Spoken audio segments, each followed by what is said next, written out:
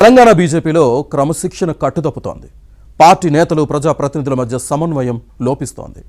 కమలం కార్యక్రమాల్లో అందరినీ భాగస్వాములు చేయటం లేదన్న విమర్శలు వస్తున్నాయి.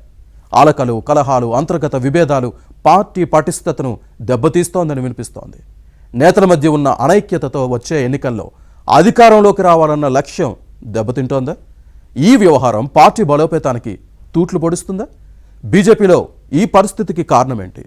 తేడా ఎక్కడుంది? కార్యకర్తల్లో ఉన్న ఆందోళన ఏంటి? Watch this story. బీజేపీ క్రమశిక్షణకు మారుపేరని ముద్ర వేసుకుంది. పార్టీ ఆదేశాలను నేతలు జవదాటరని భావిస్తారు. అందరూ ఐక్యంగా ముందుకు సాగుతారన్న ప్రచారం ఉంది. అలకలు, అసంతృప్తులు ఉండవని అనుకుంటారు. కానీ ఇదంతా ఒకప్పటి పరిస్థితి. ఇప్పుడు అలాంటిది లేదు. బీజేపీలోనూ కాంగ్రెస్ కల్చర్ కనిపిస్తోంది. ఇతర పార్టీల నుంచి వచ్చిన నేతలతోనే కమలంలోనూ కలహాలు పెరిగిపోయాయనే వారు లేకపోలేదు. తెలంగాణలో ఇవి కాస్త ఎక్కువగానే ఉన్నాయి. వర్గపోరు భగ్గుమంటోంది. ఇప్పట్లో చల్లారే అవకాశాలు కనిపించడం లేదు. వచ్చే ఎన్నికల్లో రాష్ట్రంలో అధికారంలోకి రావాలని బీజేపీ జాతీయ నాయకత్వం లక్ష్యంగా పెట్టుకున్న పార్టీలోని గ్రూపులతో దీనికి విఘాతం కలిగే అవకాశం లేకపోలేదన్న చర్చ సాగుతోంది. పార్టీ గెలుపు కోసం కృషి చేయాల్సిన నేతలు వర్గాలుగా విడిపోయారని బీజేపీలో వినిపిస్తోంది.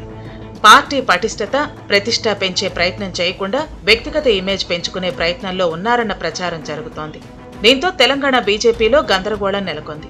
రాష్ట్రంలో ఉన్న పరిస్థితిని చూసి పార్టీ పెద్దలు నొచ్చుకుంటున్నారు.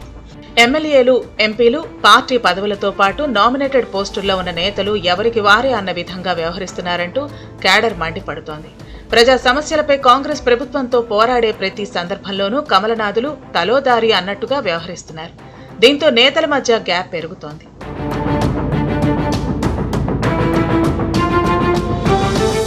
రాష్ట్రంలో యాసంగి ధాన్యం కొనుగోలు పెద్ద సమస్యగా మారింది. దీంతో ప్రభుత్వంపై అన్నదాతలు ఆగ్రహంగా ఉన్నారు.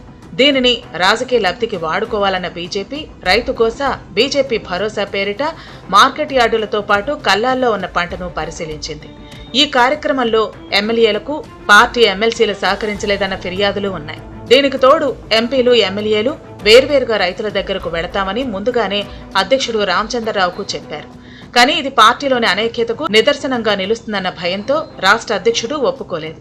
బీజేపీ అధికార ప్రతినిధి ఎమ్మెల్యేల వ్యవహారాల్లో జోక్యం చేసుకుంటూ రామచంద్రరావును తప్పుదోవ పట్టిస్తున్నారన్న ప్రచారం జరుగుతోంది.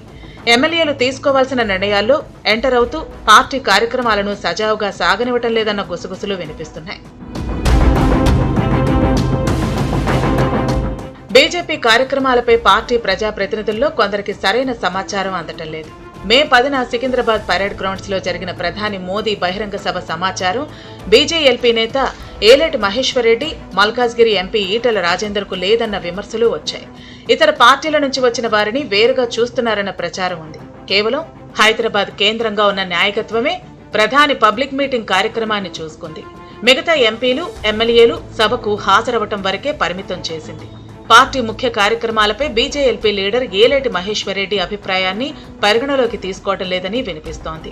కేవలం అసెంబ్లీ సమావేశాలకు మాత్రమే తనను పరిమితం చేసి పార్టీ క్రియాశీల కార్యక్రమాల్లో భాగస్వామ్యం చేయటం లేదన్న అసంతృప్తి ఈ నేతల్లో కనిపిస్తోంది. దీంతో అప్పుడప్పుడు అలకబూనుతుంటే బుజ్జగించాల్సి వస్తోంది.